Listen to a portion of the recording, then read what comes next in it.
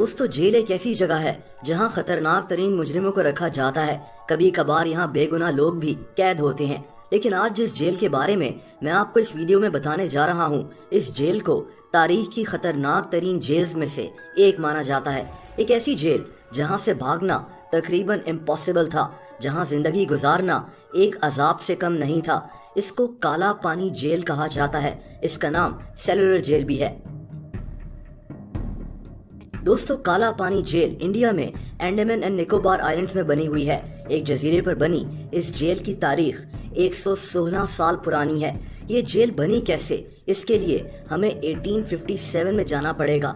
दोस्तों ये वो साल था जब सब कॉन्टिनेंट में, यानी जहां आज पाकिस्तान, इंडिया और बांग्लादेश मौजूद हैं, यहां बरतानवी राज कायम था। लेकिन 1857 में बरतानवी राज के खिलाफ आज़ादी की तहरीक शुरू हो गई। जाहिर सी बात है कि बरतानिया इस तहरीक को दबाना चाहता था और तभी इन्होंने इस आज़ादी की तहरीक में शामिल 200 लोगों को गिरफ्तार कर इंडिया में मौजूद अंडमान एंड निकोबार आइलैंड्स में भेज दिया। 1868 में इस जजीरे से 238 कैदियों ने भागने की कोशिश भी की, लेकिन ये सब पकड़े गए। इनमें से 87 कैदियों को फांसी दे दी गई थी। दोस्तों 1896 वो साल था जब सब कॉन्टिनेंट में आज़ादी की तहरीक जोर पकड़ चुकी थी।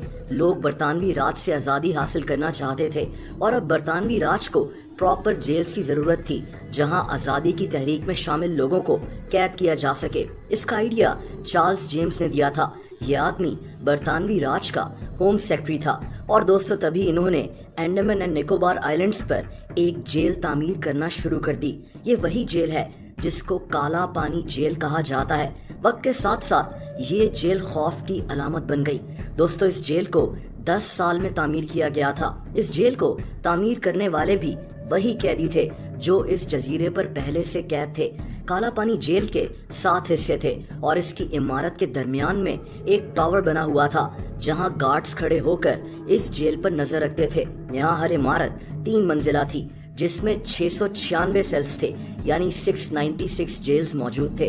हर जेल में सिर्फ एक कैदी ही रहता था क्योंकि कैदियों को एक दूसरे से मिलने की इजाजत भी नहीं थी। दोस्तों लेकिन बात इतनी सिंपल नहीं है। इस जेल में जिंदगी गुजारना किसी अजाब से कम नहीं था। बरतानवी राज ने इस जेल को यही सोचकर बनाया था कि आज़ादी की तहरीक में हिस्सा लेने वाले लोगों को जितना हो सके टॉर्चर किया जाए और इनको डरा कर रखा जाए। इस जेल में कैदी बिल्कुल तन्हा जिंदगी गुजारते थे।